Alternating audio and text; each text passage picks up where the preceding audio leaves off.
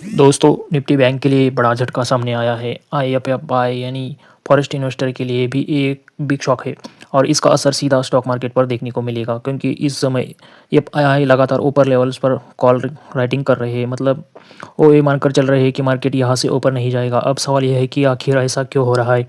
देखिए, जब मार्केट ऊपर स्ट्रेच होता है तो कई फैक्टर एक साथ काम करते हैं, जैसे कि जियो पॉलिटिकल्स टेंशन, डोमेस्टिक कंडीशन और सबसे अहम डेटा। अगर ये तीनों चीज़ें निगेटिव दिशा में जाती है तो मार्केट में प्रेशर बनता तय है। और अब जो लेटेस्ट डेटा आया है वो वाकई चौंकाने वाला है। इंडिया का फॉरेस्ट रिसर्च यानी विदेशी मुद्रा भंडार लगातार गिर रहा है। पहले यहाँ से डेटा $702 बिलियन के आसपास था, वो अब गिरकर $789 बिलियन तक पहुँच गया है, यानी 2 हफ्तों में करीब $13 बिलियन का लॉस।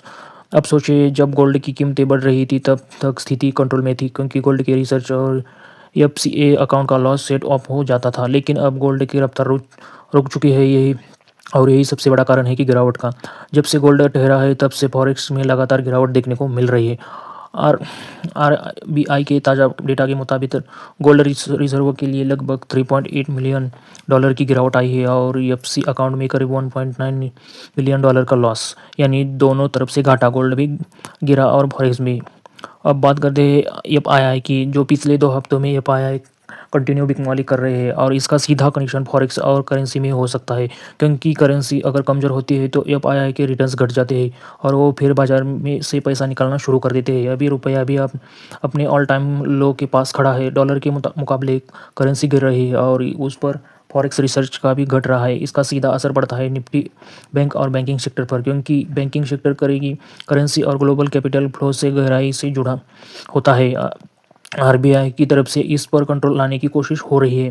संजय मल्होत्रा जी ने और टीम लगातार डॉलर मार्केट में इंटरवेंशन कर रहे हैं ताकि रुपया और फॉरेक्स को संभाला जा सके। लेकिन अभी भी जो डेटा सामने आया है वो बता रहा है कि स्थिति उतनी आसान नहीं है।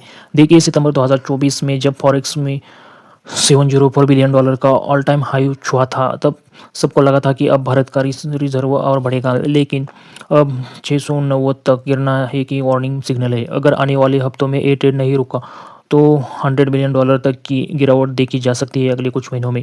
अब सवाल ये है कि इसका असर कहाँ पड़ेगा। सबसे पहले पड़ेगा निफ्टी बैंक, करेंसी मार्केट और एफआईआई फ्लो पर। अगर फॉरेक्स और करेंसी दोनों कमज़ोर हुए तो एफआईआई की बिकवाली और बढ़ेगी और निफ्टी बैंक पर शॉर्ट टर्म प्रेशर बन सकता है। तो दोस्तों, इस वक्त ज़रूरत है मार्केट में कंसिस्टेंसी डेटा पर नज़र रखने की। अगर गोल्ड दोबारा तेजी पकड़ता है तो फॉरेक्स की स्थिति सुधर सकती है, लेकिन अगर नहीं तो मार्केट झटके झेलने पर पड़ सकते हैं। तो तैयार रहिए क्योंकि आने वाले कुछ हफ्तों में निफ्टी बैंक और करेंसी मार्केट के लिए बहुत क्रिटिकल होने वाला है। और यह अगर एफआईआई की बिकवाली जारी रही तो मार्केट में वॉलेटिलिटी और बढ़ सकती है। तो दोस्तों, यही था आज का